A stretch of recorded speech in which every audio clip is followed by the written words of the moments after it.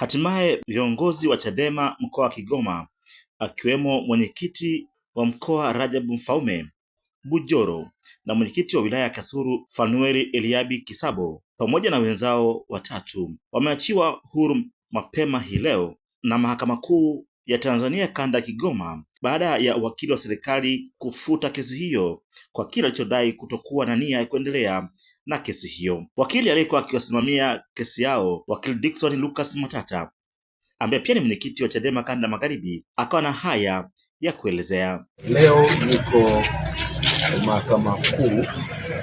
kanda ya Kigoma, ambapo pia kama unavyofahamu ni kituo jumuishi chenye mahakama ya hakimu mkazi pia Kigoma. Nimekuja kwa ajili ya kesi iliyokuwa inawakabili viongozi wa Chama cha Demokrasia na Maendeleo wakiwa pamoja na wenzao, mwenyekiti wa chama anaitwa Bujoro pamoja na mwenyekiti wa mkoa, lakini pia pamoja na mwenyekiti wa wilaya anaitwa Fanueli Kisabo. Hawa kwa pamoja walikamatwa kwa tarehe tofauti mwezi wa 11. Mmoja alikamatwa tarehe 14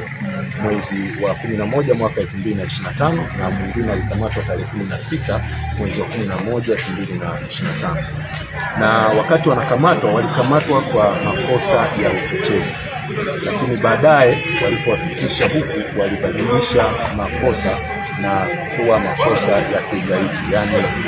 kula njama au kupanga kuingiza silaha kutoka nchi jirani kwa ajili ya kuleta vurugu nchini. Sasa mashtaka haya yalikuwa hapa kwa ajili ya usikilizaji wa awali, tunaita komito, katika mahakama ya hakimu mkazi Kigoma, na ni siku sasa karibia ya 76 wakiwa ndani,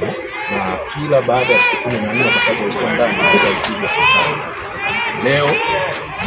baada ya